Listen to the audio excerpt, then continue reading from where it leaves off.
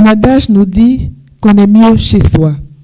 Si cet adage était vrai, comment expliquer le nombre de morts incalculables dans l'eau de la Méditerranée? Des Africains partent en masse et tous les pays africains ont ce même désir. Tous les jeunes Africains ont cette même ambition, aller en Europe et transformer leur vie. Mais quelles sont donc les causes de cette migration tellement meurtrière? Aujourd'hui, entre nos femmes, allons tenter de mieux connaître, de mieux percer les secrets de la migration, causes, conséquences, mais surtout les solutions. Car un mort de plus, c'est déjà un mort de trop. Je ne serai pas seule pour cette merveilleuse émission, une dame à la compétence excellente. Vous allez la découvrir avec moi. Je suis conquise déjà et je sais que ce sera de la même chose chez vous. Elle va se présenter, on va la découvrir et ensemble, on va aborder le sujet qui nous rassemble. Bienvenue sur ce plateau. Merci, bonjour. Nous sommes entre nos femmes. Et la première question, qui êtes-vous donc? Merci beaucoup. Alors, merci de nous donner cette opportunité déjà. Je suis Florentine Diro, je suis la présidente fondatrice de l'ONG REALIC, attendue par REALIC, le réseau ouest-africain de lutte contre l'immigration clandestine. Je suis la responsable. J'aime pas trop me présenter parce que je préfère dire je suis bénévole. Je pense qu'au cours de l'émission, on aura plus d'informations concernant l'ONG. Alors, une ONG vient souvent pour régler un souci qui existe, un souci réel. On voit que votre ONG est centrée sur la lutte contre la migration, mais la migration, en clair, qu'est-ce que c'est? Alors, la migration, déjà, c'est un mouvement naturel, c'est un phénomène naturel. Il faut d'abord entendre par vocal migration, mouvement. Migration, c'est le mouvement d'un point A à un point B. On migre d'un point A à un point B. Pour revenir à la définition, il y a le mot vocable, le vocable migration comporte deux définitions. À l'intérieur de la migration, on a l'émigration. Quand vous quittez votre pays pour aller vers un autre pays, vous émigrez. Donc, de la Côte d'Ivoire au Burkina Faso, on émigre. On émigre. Voilà. Lorsque vous arrivez dans le pays, point B, donc vous avez quitté votre pays pour un autre pays, prenons le cas de, on va rester toujours au Burkina. Quand vous êtes au Burkina, vous, Ivoiriens, vous arrivez au Burkina, vous êtes immigré. Donc, l'immigration, c'est lorsque vous quittez votre pays pour arriver dans un autre pays qui n'est pas votre pays d'origine. Donc, c'est immigration. C'est pour ça que vous allez entendre parfois émigration clandestine, immigration clandestine. En fait, ça veut dire, c'est plus ou moins le mouvement, mais nous, pour faire court et puis pour ne pas embrouiller tout le monde, et comme la migration englobe les deux vocables, les deux thèmes, donc de façon simplifiée, on va retenir la migration. Maintenant, la migration, il y a la migration régulière et il y a la migration irrégulière. La migration régulière, on imagine bien que les voyages entre les pays, entre les continents, ça existe depuis la nuit des temps. Les hommes ont toujours bougé. Donc quand c'est régulier, il n'y a pas de souci. Mais notre souci, ça vient quand ça devient dangereux et irrégulier. Mais parlant même des mouvements qui existent depuis la nuit des temps, c'est ce qui fait le fondement même de l'être humain, de bouger, de découvrir d'autres nations, d'émigrer. Tout à fait. Nous sommes les descendants des migrants. Nos ancêtres, on va dire le dernier de nos ancêtres, Homo sapiens, ils migraient, en fait, parce que comment ils se nourrissaient? Nos ancêtres se nourrissaient de la cueillette et de la pêche. Et pour ce faire, il fallait se déplacer selon les saisons, selon les climats et tout ça. Donc, avant, on va dire 2 millions et 2 500 avant Jésus-Christ, pour revenir à l'histoire. D'ailleurs, nous sommes le berceau de l'humanité parce que nos ancêtres sont nés. Ils sont tous partis d'ici. Donc, on va dire que ça a commencé depuis longtemps, alors, cette histoire de quitter l'Afrique. C'est pour ça que nous sommes d'ailleurs des descendants. Alors, pour revenir justement à ce qui nous... Parce que vous avez dit quelque chose de très fondamental. La migration fait partie de nos sociétés. Ça fait partie de la tradition. Nos parents ont toujours migré. Vous avez dit que même le monde, l'humanité s'est construite sur la base des mouvements. L'exemple le plus frappant, hein, l'exemple de la reine Pokou qui quitte le Ghana avec à sa suite un peuple qui devient le peuple baoulé, c'est vraiment frappant. Donc on se voit que c'est quelque chose de normal en fait. Tout à fait. Et aussi, j'ai oublié quelque chose, il y a la migration interne. Au niveau de la Côte d'Ivoire, on a une migration à l'intérieur de notre pays. Quand vous quittez ceux qui quittent le Nord, le peuple qui quitte le Nord, qui descend, il migre de façon interne. Donc la migration n'est pas que externe, elle est interne. Pour vous dire quoi? Que l'homme a toujours été motivé par une quête de bien-être, une quête de changement. Voilà, donc on a toujours migré. Donc ce n'est pas nouveau, ça ne date pas voilà, d'aujourd'hui. Maintenant, on va encore plus loin. Même les Européens, il y a eu des mouvements. Il y a encore des mouvements. Et ça continue. Donc l'Europe s'est bâtie sur la base des mouvements, de la mobilité humaine. Et puis, on va partir vers les États-Unis. On dit quoi? Les États-Unis, c'est vraiment un bel exemple parce que c'est un... Ils viennent tous de quelque part. Tout à fait. C'est un continent. Bon, on va parler des États-Unis, en tout cas qui s'est bâti sur la base des métissages. Il y a eu nos ancêtres esclaves, il y a eu les Amérindiens, mais ceux qui sont venus de l'Europe. Donc les seuls Américains authentiques, ce sont les Amérindiens, en fait. Tout à fait. Donc, on revient maintenant à nous, ici, sur le continent, vous avez dit, c'est vrai que les Africains veulent partir, mais aussi, il ne faut pas oublier, on a un passé colonial. Donc, quand les gens sont venus coloniser, en son temps, on était tous, nos parents étaient français. C'est parce que la Côte d'Ivoire était une colonie. Donc, nos ancêtres étaient français. Et quand ils ont voulu donner l'indépendance aux États, c'est comme ça qu'on nous a rendu notre indépendance. Bon, voilà. Et la nationalité ivoirienne avec. Voilà. Donc, du coup, avant, jusqu'à 72, il n'y avait pas de visa entre la Côte d'Ivoire. Ceux qui voyageaient n'avaient pas besoin de visa. Et donc, je pense à partir de 1972, si j'ai bonne mémoire, que entre l'Europe, on va dire de façon simplifiée, ou l'ancienne colonie, la France, je connais pour la France et la Côte d'Ivoire parce que ce sont nos... Oui. Voilà, on va dire. Donc, c'est à partir de là qu'ils ont mis les visas. Donc, les gens voyageaient sans visa. Donc, on va dire, le mouvement s'est accompagné de la mondialisation. Donc, le mouvement migratoire n'est pas nouveau. Qu'est-ce qui fait qu'on en parle aujourd'hui? C'est l'aspect irrégulier et ce sont les drames. Parce qu'aujourd'hui, l'Afrique, notamment les migrants subsahariens, dont viennent l'Afrique de l'Ouest, les migrants ouest-africains, constituent aujourd'hui la cible, on va dire, des victimes. Et la Méditerranée est considérée aujourd'hui comme le cimetière des migrants. C'est un mot fort, hein? Oui. Le cimetière des migrants. Oui. En moyenne, 3 000 à 5 000 morts par an. Vous comprenez? C'est quand il y a la guerre dans un pays qu'on a autant de morts.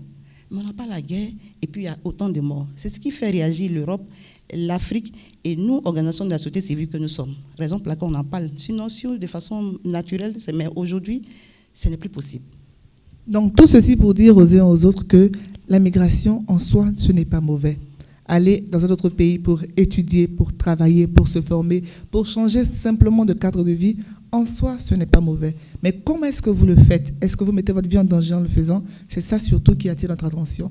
Donc, le premier aspect, on se demande, quand on voit les images de ces personnes qui sortent de l'eau, fatiguées, certains même qui ont perdu des parents, des enfants, mais comment est-ce qu'on peut avoir le courage d'affronter tout ça? Quelles sont les causes de la migration? Les causes sont multiples. La plupart, il y a plusieurs catégories de migrants. Il y a les migrants économiques, on a classé dans la catégorie des migrants économiques, ceux qui vont pour changer leur vie, ceux qui sont dans la précarité, qui n'ont pas les moyens, on va dire, qui se considèrent comme des pauvres, des personnes de familles défavorisées. Donc, ceux-là font partie de la catégorie des migrants économiques. Il y a les migrants qu'on appelle les réfugiés, des gens qui fuient les pays parce qu'il y a la guerre, la famine. Tout ça, ce sont des migrants. Pour donner un exemple, si vous prenez la côte comment on dit ça? Le delta. Il y a le V, je ne sais pas si c'est le V, mais bon. La zone où sévit Boko Haram. Oui. La zone du delta. Le delta. Tout à fait. Alors, le mouvement Boko Haram, c'est un mouvement terroriste qui est né en Afrique, notamment au Nigeria. Et dans cette zone, il y a l'instabilité. Il y a toujours des meurtres causés par ce groupe. Donc, il y a des populations qui se déplacent. Ces déplacements sont internes, mais quand ils sont sur le territoire nigérien, mais quand mais quand ils quittent le Nigeria pour aller, donc ils se constituent en déplacés, en réfugiés, parce qu'ils fuient une situation d'instabilité, d'insécurité. Il y a cette catégorie qu'on met dans la catégorie des réfugiés. Il y a aussi les migrants écologiques, parce qu'il y a des zones qui sont vraiment désertiques, où les populations ont du mal à pratiquer l'agriculture ou alors l'élevage. Donc ça, c'est des raisons qui peuvent justifier le fait que cette pratique-là soit vraiment en croissance. C'est ça. Donc ceux-là, on appelle les réfugiés climatiques. Donc il fut la zone désertique, il y a certaines les inondations. Cette catégorie n'est pas importante, mais n'est pas aussi négligeable.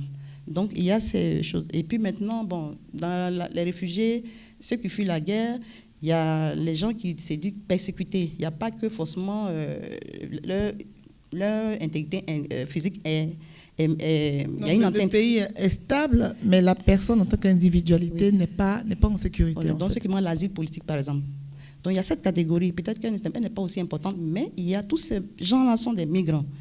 Maintenant, quand vous prenez le lot, ceux qui arrivent à aller de façon illégale en passant par le désert ou la Méditerranée, 80% sont des migrants économiques. Ce sont des gens qui viennent des pays souvent pauvres, souvent un peu en voie de développement, mais la plupart, il y a beaucoup d'Ivoiriens. On va dire depuis 2015, on a de plus en plus une tendance au niveau des Alors Ivoiriens. ça, c'est un point qui m'intéresse grandement parce qu'on se dit que la Côte d'Ivoire a connu la crise, hein, donc certains ont pu être des déplacés suite à cette situation, mais on connaît une relative stabilité. Pourquoi est-ce que le nombre d'Ivoiriens ne cesse de croître parmi les migrants? Qu'est-ce qui se passe en fait? Et c'est la question toujours des causes. Hein. Là, on était en train d'énumérer, mais effectivement, vous avez totalement raison de vous poser la question. Nous-mêmes, on s'est posé la question. La Côte d'Ivoire, vous l'avez si bien dit, c'est l'un des poumons. Après le Nigeria, il me semble, dans la sous-région, nous sommes en deuxième position au niveau économique. Mais comment cet Eldorado-là, qui est, en guillemets, je n'aime pas dire envié. Mais oui, il y a encore des gens qui viennent. Hein. Il y a encore des gens qui viennent et en masse parce qu'ils se disent qu'il y a quelque chose ici qu'ils n'ont pas chez eux. Mais si les gens viennent pour chercher quelque chose ici, comment se fait-il que les Ivoiriens ne le voient pas et eux veulent partir? Tout à fait. Et donc, on s'est posé cette question, il fallait faire un diagnostic. Nous sommes rendus sur le terrain. On s'est dit, ce qu'on dit, il faut quand même prendre de la hauteur pour mieux apprécier une situation. Donc, comme Abidjan ne se résume, le Côte d'Ivoire ne se résume pas à Abidjan, parce qu'à Abidjan, c'est facile hein, d'avoir ce point de vue, mais nous sommes allés sur le terrain. Et on a réalisé une étude, déjà dans 5 localités, les localités qu'on a considérées comme étant les foyers de départ. Et quelles sont ces localités-là? Ayama. Anyama. Daloa. Daloa, ça, on en entend beaucoup parler. Oui, Soubré, San Pedro, parce que c'est la zone, vous allez dire que c'est un paradoxe, oui. C'est la zone portuaire. Et puis, Boaké, c'est le grand centre. L'étude nous a révélé quoi? Dans cette étude, on a voulu interroger les migrants de retour. C'est une étude qui a été financée, nous sommes promoteurs, l'ONG Réalic, et financée par le FDFP, le Fonds pour la formation professionnelle, je crois, qui est une structure de l'État, parce que l'idée, c'était de faire repérer, comment on dit ça, faire une étude profilage pour déterminer les besoins en formation professionnelle de ceux qui partent. Parce qu'il faut savoir quel est le profil de ceux qui partent. On a bien voulu comprendre. Et on s'est rendu compte que ce sont des gens majoritairement qui ne sont pas allés à l'école, donc sans emploi. L'étude nous a montré que ces jeunes-là sont sans emploi. Et dans la localité, par exemple, prenons Soubré. On a voulu comprendre. Mais vous avez raison de poser la question, mais ce qui est paradoxal, c'est qu'à Soubré, c'était la zone, la boucle du cacao. Je ne sais pas si ça a changé maintenant, la boucle du cacao. Donc, ça veut dire que c'est la zone de cacao. Mais il n'y avait pas d'usine de conditionnement. Parce qu'on avait des fiches pour pouvoir identifier les entreprises et voir si éventuellement ces entreprises pouvaient prendre ces jeunes-là après la formation, si éventuellement le FDP les formait pour faciliter la réinsertion. Et on s'est rendu compte qu'il n'y avait même pas d'entreprise, même pas d'usine de conditionnement, mais le cacao qui est produit. Comment ça profite aux gens de Soubré? Comment ça profite à la population? C'est ça la vraie question. Donc c'est ce qui nous a dit, mais attends, c'est vrai que Soubré, c'est une zone de cacao où il y a l'argent, les gens vont chercher, mais quand ceux qui travaillent dans la chaîne de production, depuis le bord champ, jusqu'à l'usine de conditionnement, généralement, ils envoient ça à San Pedro. Mais toute cette chaîne-là, il faut quand même une usine de conditionnement. Pourquoi pas? On ne va même pas arriver à la transformation, mais déjà au conditionnement. Ça va créer de l'emploi. Mais ça n'existe pas. Donc ça, c'est la première question. Ça, c'est l'une des raisons. Si les jeunes viennent, ils sont debout après la traite, parce qu'il y a une période de cacao. Après ça, ils font quoi? Il n'y a pas d'infrastructure socio-économique. Voilà la vraie raison. On revient à Yaman, à côté d'Abidjan. C'est pareil. c'est pareil, il n'y a pas d'infrastructure socio-économique. Donc, c'est facile de dire, moi, je ne sais pas pour les dédouaner, mais en même temps, nous, on dit, créer les conditions pour maintenir les jeunes, c'est aussi important, parce que si notre système ne nous a pas appris à entreprendre, on nous a formés, notre système éducatif nous a formés pour travailler. Je crois que c'est vraiment la cause principale, même que la recherche d'un bureau où s'asseoir et attendre à la fin du mois recevoir son salaire. C'est ça. Donc, eux, ils ont besoin d'avoir des usines, des structures pour travailler, pour les embaucher. Donc, c'est il y a absence d'opportunités, d'infrastructures. Ça, c'est eux. Vous prenez la zone de Daloa. À Daloa, avant, moi, je travaillais à l'ONUCI. Quand j'étais à l'ONUCI employait des jeunes. Mais quand l'ONUCI a fermé, avant même que l'ONUCI ne ferme, le secteur pourvoyeur d'emploi, c'était le secteur bois. Donc, le secteur était en agonie avec la crise de 2002. Hein. Et donc, ça, vous voyez, une entreprise ne se relève pas comme ça. Mais quand même, il y avait un peu de l'activité. Et d'ici 10 séries, en 5 ans, il y a plus de 8 qui ont fermé. Mais ceux qui étaient embauchés dans ces séries-là, où est-ce qu'ils sont au chômage technique pour certains, d'autres? Où est-ce que tous ces jeunes-là, ils font quoi? Daloa, c'est une zone, bon, on va dire, c'est agricole, mais il n'y avait pas d'usine, il n'y a rien. Donc, l'usine, je crois, pour ne pas se faire des publicités, il y a une usine de cacao de multinationale, mais une seule. Et des conditionnements. Pas absorber tous ces jeunes, c'est pas possible. Pas de transformation. De conditionnement, une seule, dans une grande zone. Daloa, c'est la deuxième ville de la Côte d'Ivoire en termes de population, selon le recensement général de la population. Mais tous ces jeunes, on a une population de plus en plus jeune. L'Afrique a une population de plus en plus jeune. Mais ces jeunes-là travaillent où? C'est ça. Parce que tout ce qu'on dit, et pourquoi on dit, mais les gens qui viennent travailler chez nous ici, là, ce sont les boulots que les Ivoiriens font. Eux-mêmes, là, ce qu'ils ne font pas chez eux, c'est ce qu'ils vont faire. Donc, c'est une réalité, dans tout le monde entier. Les gens ne vont jamais faire. Donc, si je comprends bien, il y a des activités que l'Ivoirien refuse de faire chez lui, mais qu'il est prêt à faire en Europe. De même, il y a des activités que peut-être le Guinéen refuse de faire chez lui, qu'il est prêt à venir faire en Côte d'Ivoire. Mais qu'est-ce qui explique ça? C'est pareil pour ceux qui viennent ici. Hein. Même la Tunisie, quand vous prenez, il y a les reportages qui passent, les Tunisiens cherchent à migrer parce qu'il y a les boulots qu'ils ne veulent pas faire. Et que ceux qui viennent, les Ivoiriens, ce qu'ils ne font pas ici, ils vont faire. C'est le regard des autres, en fait. La société. Voilà. La question qui se pose, c'est ça qu'on a compris que c'est le regard de la société. Qu'est-ce qui fait sens pour nous? Quand vous demandez à un jeune qui gère une cabine, qui gagne 200 000 francs, quand vous demandez, vous faites quoi? Il dit, je ne fais rien, je me débrouille. Pour lui, dans son entendement, travailler, c'est dans un bureau. Qu'est-ce qui fait sens pour celui qui gère la cabine, qui a 200 000 francs? Pourtant, il y a des salariés qui n'ont pas cette somme. Mais bien sûr. Donc, vous voyez, parce que c'est le regard de la société. On a peur du regard qu'on porte sur nous.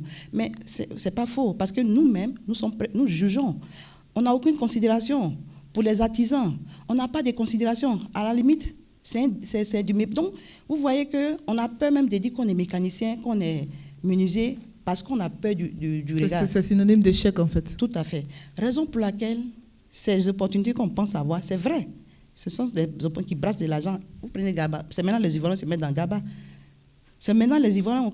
Parce qu'on a vu que ces secteurs-là, l'argent que les gens brassent dans ces secteurs-là, mais écoutez, si on vous donne, moi j'ai des petits, des étudiants, mais quand ils ont vu Gaba Center, mais ils ne parlent même plus de continuer l'école parce que ce qu'ils gagnent, on va y arriver.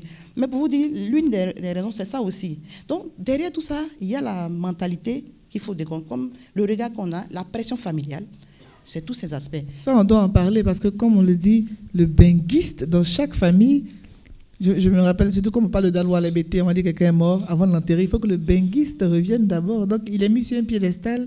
Et ça donne envie aussi quand même. Certains n'ont pas forcément de difficultés majeures, hein, parce qu'il y a des gens qui travaillent, qui sont assis, qui sont stables, mais qui rêvent tout de même de partir pour porter l'étiquette de benguiste. C'est une réalité. Hein.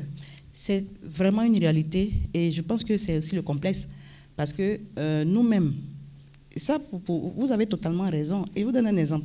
Moi-même, je travaillais, j'avais un bon salaire et ma tante, à la fin du nouvel an, qui me souhaite, elle me dit, ma fille, je souhaite que tu ailles aux États-Unis ou en France. Mais moi, je n'ai pas envie d'y aller. Mais elle, parce qu'on assimile la réussite à l'Europe. Et comme vous le dites, le benguiste, quand il arrive dans toute famille ici, c'est lui qui décide. C'est-à-dire que quand vous avez dit quand il y a quelque chose, c'est lui qu'on va appeler. Même quand il arrive, toute activité cessante, on est tous derrière le benguiste. C'est-à-dire que même quand il est clochard, quand il est FDI, il vit dans la rue, mais peu importe son statut, peu importe. Est-ce qu'il ne suit même pas, il suivi. Il y a des gens même qui n'ont même pas de maison, mais quand il veut paraître, ils vont prendre une photo quand ils sont en France, devant la Tour Eiffel pour montrer que je. Mais en réalité, ils n'ont même pas vous voyez dans les conditions qu'ils vivent, on a des témoignages. Des gens qui n'ont même pas, ils vont dans, vous voyez les caves, les blancs là, les Français, les caves là, les gens louent les caves dans les sous-sols, les gens dorment. Des gens dorment dans les égouts. Ils n'ont plus de vie. Les sans domicile fixe. Et moi, j'aime rebondir dessus. Vous savez ce que je dis? J'ai dit, vous savez, on a encore quelque chose en Afrique. La solidarité africaine, cette valeur. Il faut parce qu'en France, votre frère est riche, vous êtes pauvre, mais il n'a rien à cirer. Il y a tellement d'histoires de personnes qui communiquent par téléphone avec des personnes installées, et quand ils arrivent à l'aéroport, le gars a fermé son portable. Hein. Impossible. Ça, j'ai entendu ça tellement de fois. Parfois, je me demande si c'est possible que ce soit réaliste, mais apparemment, c'est réel. Oui, l'Europe, ils vivent de façon individuelle. L'individualisme, c'est là. Mais chez nous aussi, j'ai dit tout le temps aux jeunes, quand on sensibilise, est-ce que vous avez vu quelqu'un en Côte d'Ivoire, en Afrique de façon générale, quelqu'un mourir, dormir le ventre creux? Non. Est-ce que qui dort dans la rue? Les gens, ce sont les fous ici. Mais en Europe, vous perdez votre statut du jour au lendemain. Vous pouvez être chef d'entreprise, quand vous avez perdu votre argent, les impôts, vous dormez dans la voiture, vous n'avez plus de domicile. Mais ici, on a cette solidarité. Vous n'allez pas dans n'importe quel village. Vous ne connaissez personne. Il y aura quelqu'un qui va vous héberger, qui va vous donner à manger. Cette solidarité existe, ce qui n'est pas le cas en Occident. Donc, pourquoi ne pas, pour vous dire quoi? Que ceux qui dorment dans la rue, en Europe, ce ne sont pas des fous. Chez nous, ce sont les fous qui dorment, mais en Europe, là, ceux qui dorment dans la rue, ce sont les gens qui perdent, les sans domicile fixe, là, du jour au lendemain, parce qu'il n'y a pas cette solidarité-là. C'est pour dire aussi que ce n'est pas l'Eldorado qu'on imagine. Il y a des gens qui sont là-bas qui souffrent plus que vous ici. Donc vraiment, que le regard change, que la vision soit transformée. Mais un autre aspect aussi, on parle de plus en plus de la Libye dans le trajet pour aller vers l'Europe. C'était pas le cas il y a quelques années. Mais qu'est-ce qui s'est passé pour que la Libye devienne la pièce tournante en fait, de l'immigration clandestine? C'est la destruction de l'État. Il n'y a plus d'État en Libye. Depuis voilà, la crise et ce qui s'est passé en Libye, comme vous le savez, la Libye n'existe plus. Donc c'est un no man's land. Ce qui fait que les gens ont compris qu'à partir de la Libye, on peut accéder facilement aux côtes européennes, notamment en Italie, en Espagne. Généralement en Italie. Alors, c'est parce que quand la Libye était chose, il y a beaucoup d'Africains qui allaient travailler en Libye, c'est qu'ils ne savent pas. La Libye était l'Eldorado. Même les Européens venaient en Libye. Mais tous ces gens, il y a beaucoup qui ont été bloqués en Libye. Ils sont pris entre les deux feux, c'est-à-dire les gens qui se battent. Ils ne peuvent pas retourner et ils sont tombés. Donc, il y a certains qui disent, bon, à partir de là, je vais chercher à rentrer. Et sur ce lot est venu, ceux qui sont venus grossir le nombre de migrants, ceux qui travaillent de façon légale, hein, qui avaient des documents. Quand Kadhafi était autre chose. Oui. Avant la décision du président, c'était quand même la stabilité. Tout à fait. Donc les gens étaient là et ils ont voulu partir pendant la crise. Beaucoup d'Africains travaillaient en Libye. Et donc, avec ceux qui sont restés bloqués et ceux qui ont profité de l'instabilité pour pouvoir... Parce qu'il y a eu un trafic qui s'est développé. Les gens ont vu que c'est plus rentable que le trafic de drogue. Donc, qu'est-ce qui s'est passé? Ils ont développé un trafic de migrants avec les passeurs. Donc, c'est tellement lucratif. Et ils ont mis en place un réseau depuis les différents pays de départ.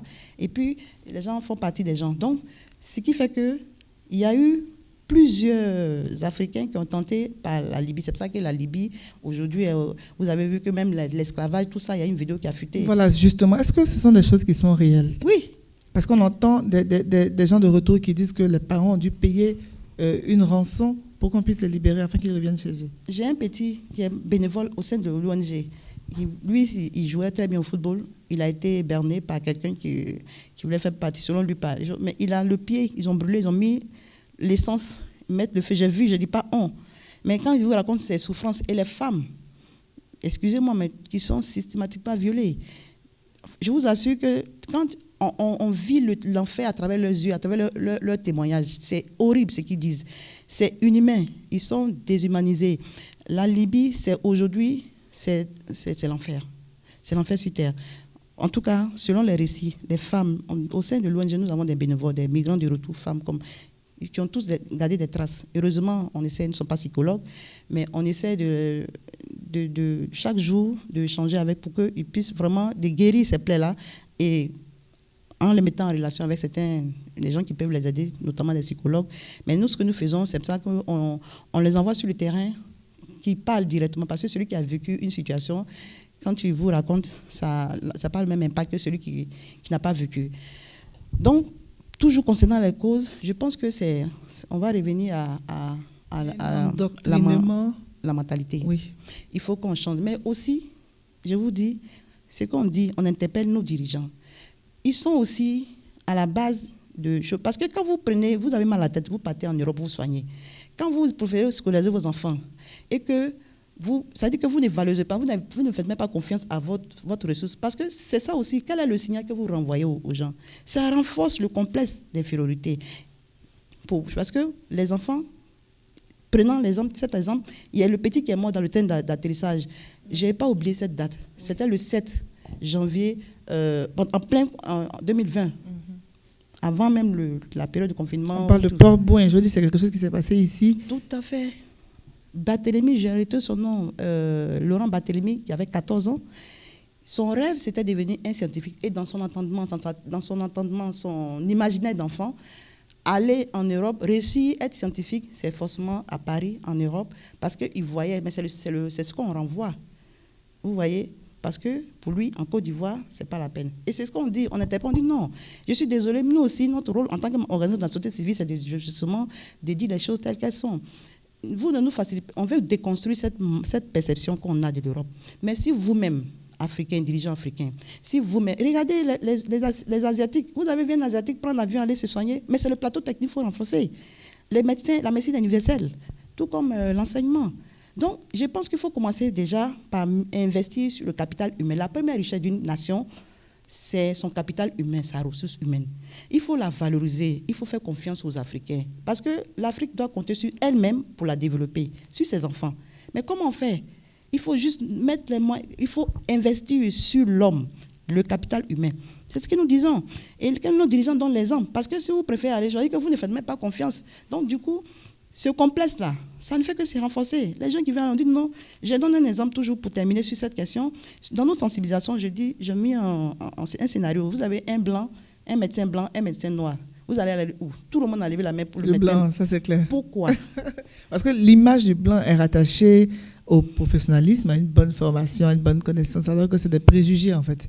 C'est des préjugés. Et même jusqu'à nos produits. Quand on vous dit la qualité, on estime la qualité à l'import. C'est importé parce que c'est cher, même quand c'est la qualité bas de gamme. Vous voyez à quel point on est complexé. Je pense qu'il faut travailler sur la mentalité. Mais pour ça, il faut qu'on ait l'exemple en face. Donc voilà. Il y a énormément de choses à faire, mais la première chose, c'est de mettre le doigt sur le problème, de l'identifier afin de chercher à trouver des solutions. Tout à fait. Mais quelles sont les conséquences de cette immigration massive? Qu'est-ce qui se passe pour l'Europe qui reçoit et pour nous qui perdons? L'Europe est, j'avais dit, envahie. Vous voyez que chaque jour, même, je suis beaucoup l'actualité occidentale notamment, la question de l'immigration au cœur. Vous voyez que l'immigration, j'emploie l'immigration parce que quand on est de l'autre côté, c'est l'immigration, est au cœur de tous les débats. Et aujourd'hui, l'Europe veut, parce qu'ils ont raison, ils ont eu besoin de nous pour construire l'Europe. Maintenant, ils n'ont plus besoin de nous. Quand ils avaient besoin de nous... Les chanteurs Zouglou disent que c'est la dette coloniale. C'est ce qu'on dit. Mais nous sommes liés. Donc, je pense aussi qu'il faut qu'il soit aussi... Il ne faut pas qu'ils soient ingrats aussi. Bon, on dit ça pour rire, mais nous, on dit... oui, c'est clair. Arrivé à ce moment, quand vous êtes dans une salle confinée, le confinement, vous avez vu que vous avez envie de sortir. Quand vous êtes confiné, vous avez l'impression d'étouffer. Vous avez besoin d'un appel. C'est un peu ça. À partir d'un moment, dans la mesure où les gens viennent, c'est pas mauvais. Mais il faut se mettre aussi à la place des gens. Ils se sentent envahis. Je peux comprendre. Si tout le monde quitte l'Afrique, qui va développer l'Afrique? Donc c'est un problème aujourd'hui pour l'Europe. Ça accroît le racisme aussi, puisqu'ils ont un regard ils ont un regard différent en fait sur les Africains maintenant, l'impression qu'ils viennent voler le travail. On s'imagine que c'est forcément des repris de justice qui vont être danger pour la sécurité. Je veux dire que le mythe de l'Africain violent et agressif est mis en lumière et ils exagèrent dessus tellement que ça sert de base politique à certains. Donc, ça crée vraiment beaucoup de ressentiments et pas de considération aussi, je crois. Oui, j'aime bien prendre l'exemple de la Côte d'Ivoire. Avant, nous aussi, on a le même sentiment. On dit, mais les gens viennent nous voler notre travail. On dit, non, mais c'est... Non. Vous savez, quand arrive un certain moment, quand vous vous sentez débordé, c'est tout à fait normal. Il faut réguler. Moi, je suis pour qu'on régule. C'est vrai que l'interdiction, on n'est pas... Il faut permettre aux gens de voyager. Nous sommes pour l'ouverture. Nous sommes pour la migration, l'ouverture, la mondialisation. On ne peut pas parler de mondialisation sans parler de mobilité humaine. Nous sommes pour l'ouverture. Mais peut-être que réguler, c'est important parce que c'est quand on ne régule pas que ça crée des problèmes. Donc, c'est vrai que les gens ont le sentiment qu'on leur vole leur travail. C'est pareil pour l'Ivoirien, pour n'importe quel pays, dans tous les pays. Ce n'est pas que l'Europe, hein, même vous avez... Ce qui est paradoxal, c'est que le racisme en Afrique, prenons l'Afrique de l'Ouest, l'Afrique du Sud, ce qui s'est passé, entre Africains, oui. Vous voyez? Donc, je dis, c'est facile quand l'autre... Mais nous aussi, il faut quand même... Il faut aussi regarder. C'est plus facile de trouver des coupables ailleurs que chez soi, en fait. Tout à fait. Alors que la plupart des migrants qui viennent, ils font des activités que les gens sur place n'ont pas envie de faire. Donc, ce n'est pas vraiment des voleurs de métier. Mais puisqu'ils sont envahis, ils rejettent la faute sur eux, en fait. Tout à fait. Quand on traverse une crise financière, on va chercher des boucs émissaires. C'est pareil dans tout. Parce que l'Europe, il y a ceux qui traversent la crise. Avant la crise financière, les gens ne s'occupaient pas de la question de l'immigration. C'est parce que l'Europe a traversé une crise financière. Il fut un moment où ça n'allait pas. Donc, même quand les Européens eux-mêmes se cherchent, vous voyez que ceux-mêmes qui sont il va se dire, mais attends, moi je me cherche, je ne vais pas permettre que quelqu'un vienne. Donc c'est ce sentiment-là. Mais c'est tout à fait normal parce que quand les gens, vous voyez que vous avez l'impression que les gens viennent chez vous, c'est un sentiment, j'allais dire normal, même si un sentiment, même s'il ne faut pas être hypocrite, hein, parce que nous, quand vous avez votre maison, si il y a gens, 10 personnes, 20 personnes, vous allez vous sentir envahi. Donc je pense tant qu'on ne se met pas à la place des gens. Mais aujourd'hui, est-ce que c'est un problème? Je dirais non, parce que ce n'est pas un problème au point où ça va être une crise. Non. Il y a des histoires de gens qui disent que, par exemple, les bateaux des migrants qui arrivent sont coulés par certains chalutiers. On a entendu ça, on ne sait pas si c'est vrai ou si c'est faux. C'est qu'ils ne sont même pas prêts à ce que les gens débarquent parce qu'ils savent qu'après, pour les gérer, ça demande une logistique immense. Et c'est des millions qu'ils investissent pour réussir à les gérer dans des endroits qui ressemblent aussi à des prisons. Oui. Ça, il faut le dire, parce que les migrants, quand ils sont débarqués, ils ne sont pas rejetés systématiquement, mais les zones d'attente là ne sont pas très salubres, en fait. Ce sont des camps de rétention. Vous avez prison, on ne va pas vite dire prison, mais c'est pareil. Effectivement, ces gens-là, il y a des gens qui sont là, ils vivent là 5 ans. Et on rapatrie au cas par cas. Donc, ils attendent. Il y a des gens, même quand on veut les rapatrier, tu les vois en train de se tordre. Non, mais ça fait pitié. Parce que c'est comme si chez eux, mais attends, vous êtes dans un camp, c'est une prison. Vous êtes là-bas, pour ceux qui arrivent à s'échapper, ils n'ont pas de vie. Ils sont exploités même. En Europe, pas des gens qui leur prêtent leur pièce d'identité. C'est ce qu'on appelle le travail au noir, en fait. Tout à fait. Et les gens se suivent sur leur dos. Ils ne savent même pas qu'ils sont exploités. Et ces gens-là, ils ne peuvent pas aller bénéficier de la sécurité sociale, puisque quand ils sont malades, ils ont peur d'aller, pas qu'on les rapatrie. Donc, pour revenir à... Je pense qu'il y a c'est profond. Il faut qu'on essaie de... C'est ce qu'on essaie d'ailleurs de faire, nous, à travers le projet qu'on met en œuvre, mobilisation sociale, contre le fléau de la migration. C'est justement mettre à contribution toutes les couches sociales. On essaie de creuser un peu, de voir qu'est-ce qu'il faut faire. Parce que finalement, c'est un problème. Ce n'est pas un problème, mais c'est à la fois un problème. Vous voyez ce que je veux dire? Ça veut dire qu'on est pour la migration, mais en même temps, les conséquences, vous n'avez pas de conséquences, c'est la mort. Vous allez voir les gens qui reviennent, détruits, abîmés, des femmes. Il y a des gens qui sont fous, hein. Dans la santé mentale, on n'en parle pas. Parce que ce n'est pas culturel chez nous, on va pas voir ainsi. On pense que c'est les blancs. Alors que les dégâts que ça cause, les gens sont abîmés. Donc les conséquences sur les gens, sinon sur l'Afrique même, il n'y a pas d'impact parce que c'est pas 80% des mouvements se font à l'intérieur du continent. En fait, les mouvements migratoires là, il y a 80% qui se font sur le continent. Ça veut dire qu'on voyage entre États, entre pays. Mais ce sont les 20%, peut-être même 10% même.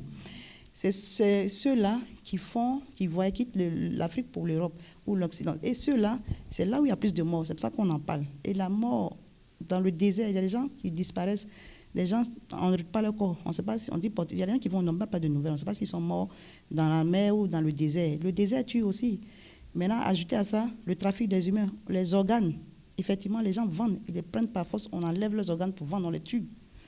En Libye, ça s'est fait. Alors, ce n'est pas pour effrayer qui que ce soit, mais je crois que certaines personnes doivent savoir exactement. J'imagine qu'il y a peut-être quelqu'un qui est en train d'économiser actuellement, avec pour objectif de partir le mois prochain.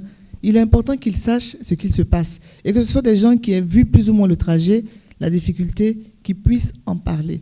Donc, vraiment, vraiment, vraiment, des témoignages de ce sens-là, on doit les diffuser au maximum.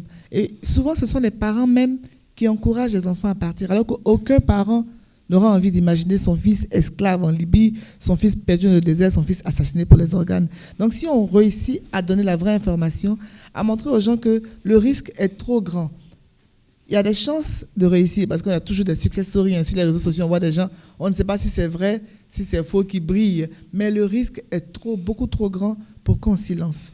J'ai entendu parler de tontines où des mamans cotisent pour faire partir graduellement un enfant de chaque famille, et c'est vraiment terrible. Tout à fait. Ça existe, malheureusement, c'est une réalité. Et voilà, les gens disent, l'autre, son enfant est là-bas, moi aussi, mon enfant. Parce que, comme j'ai dit, c'est une question de voilà, mentalité, ce sont les idées reçues. Parce qu'être en Europe, on a reçu quoi. On préfère que ton enfant en Europe, ma copine, tu es bien. Hein. Mais qu'est-ce qui est bien dans ça? L'enfant, il est dans les rues, comme vous avez si bien dit, les gens ne vivent même pas. Donc, c'est pour ça que nous devons travailler. Je reviens toujours à... Je dis, quand tu veux traiter le mal, il faut le traiter à la racine. Il faut qu'on travaille d'abord sur la mentalité, la perception, déconstruire cette perception qu'on a. Mais pour ça, il faut vraiment qu'on donne des exemples. C'est pour ça que nous travaillons sur les modèles de réussite. Dans notre mission, à côté de prévenir la prévention, les actions de sensibilisation, on valorise les modèles, on fait la promotion des modèles de réussite. Des gens qui partent de rien et qui n'ont pas fait l'Europe, des purs produits. C'est-à-dire qu'on n'a pas besoin d'aller traverser la mer pour réussir. Donc, quand on va dans les différentes régions, on met en lumière ces modèles-là, des femmes, dans tous les domaines, artisans, menuisiers, tous les corps de métier, hommes d'affaires, en fait, des gens qui, quand vous regardez quelqu'un, où les gens... En fait, quelqu'un qui est un modèle qui nous ressemble vraiment. Donc, ce n'est pas vraiment quelque chose du tape. Non, on n'a pas pour dire, celui-là, il est comme vous, il est parti, et pour donner des conseils, faire du coaching. Donc, ça, il y a cet aspect-là. Deuxièmement, on a impliqué, au niveau de l'école, on a initié une caravane qu'on a baptisée « La Méditerranée tue, rester au pays et se réaliser est mieux ».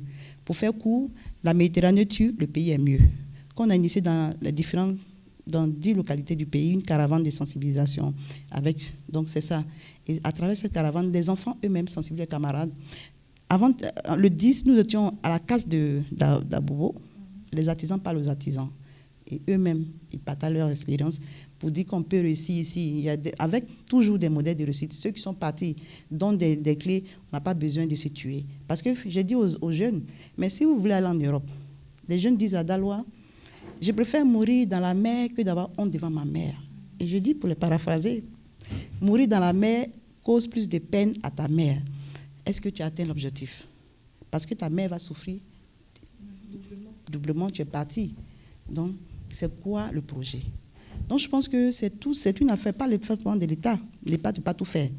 C'est vous, c'est moi. C'est pour ça que le projet est basé, c'est un projet de communication où on a mis, on sensibilise, pour amener les gens à changer de mentalité, mais surtout réduire la migration au départ de la Côte d'Ivoire par l'information, la formation, la sensibilisation et l'engagement citoyen. C'est quoi? Parce que chacun dans son domaine doit agir. On n'a pas besoin de faire des actions de grandes, mais dans son environnement immédiat, il peut impacter. Donc, je pense que c'est justement pour parler des conséquences. Les conséquences sont nombreuses sur les individus. Pas encore sur les États, parce qu'on va dire que ce n'est pas la fuite des cerveaux. Hein. On parle souvent, parce que les Européens n'ont rien contre le fait qu'on vienne, mais ils veulent une catégorie précise de personnes qui vont pouvoir augmenter peut-être le plateau technique de l'hôpital, mais ils ne veulent pas de personnes qui vont venir, qui n'auront pas de compétences particulières. On voit bien que le Visa Canada a vraiment beaucoup de succès. Les gens s'y lancent, mais ils sont très rigoureux sur la catégorie de personnes qu'ils veulent recevoir chez eux. Si ça continue, on va se retrouver avec toutes nos compétences qui vont partir et l'Afrique n'aura aucune chance de se développer. Alors qu'il y a des pays qui sont partis vraiment de plus bas que nous, qui aujourd'hui ont atteint des niveaux vraiment très enviables. Tout à fait. La Chine, le Japon, la Corée du Sud, ils ont eu des transferts de technologies, de compétences. Ils vont se former et reviennent. La fuite des cerveaux, je pense que si il y a quand même la fuite des cerveaux, mais comme c'est une migration régulière, ce sont des gens qui partent et puis après la formation, ils restent. Mais c'est un pourcentage, c'est quand même important, mais il n'y a pas trop de conséquences sur les choses. Mais ce qui a conséquences, ce sont les drames, la mort, c'est ce que ça cause. Je pense que une vie, la perte d'une vie humaine est plus important que... Voilà, une seule vie pour nous, c'est une vie de trop. Imaginez même qu'il y a des parents qui font partir leurs enfants sur ces canaux. On a tous été choqués par la mort de petits-enfants et on se dit que le mal doit être vraiment profond parce que chaque parent a pour ambition de protéger son petit. Ça, c'est instinctif. Donc, on ne met pas son petit en danger pour rien. S'ils le font, c'est qu'ils ont vraiment la conviction que l'Europe est la solution absolue pour toucher au bonheur dans ce monde-là. Et c'est vraiment inquiétant. Protégez vos enfants. Tout à fait. Je pense qu'il faut travailler encore et encore parce que, vous l'avez dit, ils voyagent en famille, ils se disent, c'est Dieu. Je vous assure que les gens, ça ne dissuade pas. Hein. Il y a des gens qui ont tenté, qui sont allés, malgré tout ce qu'on a dit comme on fait, qui ont tenté, qui ont retenté. À la casse, on a vu quelqu'un qui était à sa 6e tentative. Et on lui dit, non, tout ce que vous dites à moi, dans tous les cas, moi, je suis venu chercher de l'argent. Mais chercher l'argent, ça coûte combien environ? Parce que souvent, on se dit que c'est les plus pauvres qui vont, mais dans les rapports qu'on entend, ça revient quand même une certaine somme. Et donc, ce n'est pas des misérables qui s'en vont. Il faut un petit pécule pour partir. Ils ne peuvent pas investir ce pécule-là en Côte d'Ivoire, ou alors les prix qu'on nous dit ne sont pas les bons. Il y a certains, la plupart, on n'a pas besoin, parce que c'est la migration illégale, c'est pas la voie, la route. Donc déjà, pour aller au Niger, moi j'ai expérimenté, à partir du Burkina, je suis de la Côte d'Ivoire, Boaké, 15 000 aller jusqu'à, j'ai dépensé 30 000 francs pour arriver au Burkina. Et à partir du Burkina, j'ai payé 6 000 francs. Vous voyez qu'avec 50 000 francs, on est au Niger. Niger, pour aller de Niamey à Agadez. Bon, là, j'ai voulu partir, on m'a dit non, on m'a déconseillé parce que je voulais juste évaluer le coût. Parce qu'on entend dire 2 millions, 3 millions, 5 millions. Bon, je me dis comment ces gens qui ont ces sommes-là ne peuvent pas investir. Et dans les rapports, je crois que c'est le profil de l'OIM, l'Organisation mondiale pour les migrations. Ils ont fait un profilage des gens qu'ils ont rapatriés. Et quand j'ai voulu creuser avec l'association des migrants du retour avec laquelle nous travaillons, j'ai dit, mais comment vous dépensez une telle somme pour aller où vous faites tuer? Ils m'ont dit non, enfin je le dis ça comme ça parce que c'est ça la chose, parce qu'au bout, c'est la mort. Vous avez 2% de chances. Ils me disent non, c'est vrai que d'autres, certains dans les blacks, ont vendu leur commerce, d'autres avec des taxis. Ce n'est pas eux tous. Ils ne sont pas nombreux, ceux qui ont 2 à 3 millions. Mais la plupart, ils vont, et chaque voyage, ils travaillent. Ils vont aller à Agadez, ils vont faire des mois pour financer la suite de leur voyage. C'est comme les gens qui viennent de la Côte d'Ivoire, une zone de transit. Les gens qui quittent le Burkina, surtout beaucoup de Guinéens qui transitent par la Côte d'Ivoire. Ils travaillent ici pour financer. C'est comme ça qu'ils font étape par étape. Donc, au final, ils n'ont pas cette somme-là pour la plupart. Mais par contre, il y a des gens, effectivement, qui ont vendu leur commerce. On m'a dit même récemment, à Bobo, il y a une dame qui a vendu son restaurant, une jeune fille. Parce que s'il y a cet aspect. Maintenant, aujourd'hui, c'est qu'on a oublié. Je voulais vous dire, il y a une autre route qui s'est ouverte, ce qu'on appelle route migratoire. Côte d'Ivoire, Maroc, Tunisie et Koweït. Il y a des femmes qui quittent, des jeunes filles, vous voyez, des appels, SOS de détresse. Oui. Les gens partent avec le vol. C'est aussi une filière migratoire, une nouvelle filière. Les jeunes filles, on leur promet qu'elles seront payées à 500 000 francs. Quand elles vont faire le ménage domestique, le travail domestique. Et arriver là-bas, ce qu'elles ignorent, c'est que ceux qui se chargent des intermédiaires, là, c'est un peu comme une agent de placement de choses. Ils prennent tout l'argent, les gens payent 2 ans au monsieur pour faire leurs documents, papiers, visa, tout. Et c'est comme vous êtes un esclave. Il y a des lois aussi dans les pays, ces gens, le Moyen-Orient, je crois, au Koweït et puis en Arabie Saoudite. Je pense qu'il y a un terme arabe, kafala, quelque chose comme ça, qui veut dire le tutorat. C'est-à-dire que quand vous devez partir là-bas, vous ne pouvez pas partir sans avoir un tuteur. Donc, la loi vous autorise d'avoir un tuteur. C'est-à-dire lui, il est votre tuteur. Et non, vous êtes infantilisé en fait. Bien sûr. Vous êtes un employé, en la limite, comme un esclave. Mais les gens ne savent pas, ils signent. Et celui qui est l'intermédiaire, c'est lui qui... Et elle travaille, dit, on a travaillé, on ne paye pas. Mais parce que le monsieur a pris l'argent. Donc, et les femmes, les filles, elles vont, à chaque fois, quand on leur donne, elles se rendent compte que c'est la désillusion, parce que c'est pas ce qu'on leur a dit. Elles sont bloquées. Parce que le contrat, si vous partez à la police, on vous met en prison. ils vous signalent, on vous prend, vous devez rembourser l'argent. Tant que vous n'avez pas la dette, là, c'est en travaillant. Elles vont, c'est des grandes maisons, des gens ont l'argent. Il y a une qui faisait son témoignage la dernière fois, elle dit elle nettoie une maison de 18 chambres. Tu n'as pas droit à te reposer, c'est l'esclavage moderne. Donc, il y a cet aspect. Ceux qui vont vers la Tunisie, Maroc, c'est pareil, puisque là-bas, les petits boulots, ils font, mais de là, elles veulent traverser. Ce qui fait qu'aujourd'hui, facilement, les gens vont, avec 300 000 francs, vous êtes en Tunisie ou au Maroc. Ça ne coûte rien le billet, parce qu'il n'y a pas de visa. Donc, pour dire que ça ne fait qu'augmenter, la première communauté des immigrés en Tunisie aujourd'hui, c'est la communauté ivoirienne. Quand on prend les immigrés là, les Ivoiriens sont en tête aujourd'hui, où je vous parle. Donc, bon, ça, on est en train de chercher, mais comme c'est... Donc, les actions de l'ONG pour réussir à venir à bout à ça, en fait, c'est ça, sensibiliser, montrer les dangers, montrer les risques, inviter les gens à investir au pays, espérer que nos gouvernants vont prendre leurs responsabilités et puis créer les infrastructures qu'il faut. Mais rappeler aux gens aussi que le bureau n'est pas l'ultime endroit où on peut atterrir après avoir étudié, faire respecter l'artisanat. Ça, j'ai beaucoup aimé parce que l'Ivoirien de nature ne respecte pas trop l'artisan. C'est comme si on devenait, comme on disait, les chanteurs espoirs de la série C. Voilà. Après l'échec scolaire, on se rabat vers quelque chose. Alors que vous pouvez avoir une compétence, vous pouvez vous mettre à l'abri du besoin et faire de vous un voyageur dans toutes les règles. Hein. Aller en Europe, mais pour des congés, par exemple, et revenir chez soi, continuer son activité. Donc maintenant, concernant les enfants, est-ce qu'il y a des actions spécifiques pour les plus jeunes? J'ai envie de tourner la caravane dans les écoles, mais il y a des enfants qui ne sont pas scolarisés. Qu'est-ce qu'on peut faire pour les enfants? Oui, il y a des mineurs parce que la plupart, c'est la filière du football. Dans les clubs, on fait croire aux enfants. Donc, les parents investissent beaucoup et finalement, ce sont des enfants qui sont exploités. Donc, ce qu'on fait, justement, c'est sensibiliser les parents, les mettre face à leurs responsabilités parce que c'est la première responsabilité qu'on met aux parents. Ensuite, l'État. L'État, on interpelle. Il faut créer les conditions pour permettre aux jeunes de rester, les infrastructures sportives aussi, pour permettre aux jeunes de réaliser leurs rêves sur place. Et puis, en termes de... solution ou proposition, c'est justement, il faut repenser notre système éducatif pour qu'on ait une adéquation entre la formation et l'emploi, pour que ceux qui finissent la formation. Et puis, il faut lutter contre la corruption. Quand on a le diplôme, on va concours, et qu'on vous demande de payer, à chaque fois, si vous n'avez pas les moyens, il y a plein qui nous ont dit, on a tenté, on nous demande de payer de l'argent. Tant qu'on n'a pas réglé la question de la corruption, la bonne gouvernance, tout ça, ça contribue, ça alimente le mouvement migratoire. Donc, pour vous dire merci, on bénéficie justement, en tant que bénévole, de l'accompagnement de l'ambassade d'Allemagne en Côte d'Ivoire, que nous disons merci. Et puis, toujours dans le cadre du bénévolat, nous avons eu le prix national d'excellence de la meilleure organisation du volontariat décerné par le président de la République en 2019, au palais, à la veille de l'indépendance de 2019. Et nous voulons dire merci, ça nous donne encore, pour nous, c'est un challenge pour le début d'effort parce que notre action est basée essentiellement sur le bénévolat. Donc, nous voulons inviter tous les Ivoiriens. Et pour terminer, la Côte d'Ivoire est belle.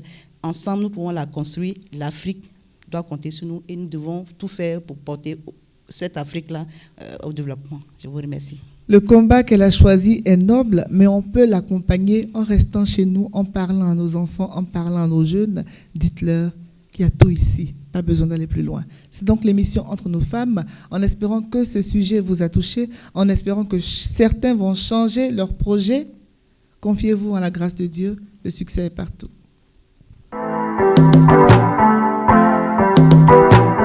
We are driving.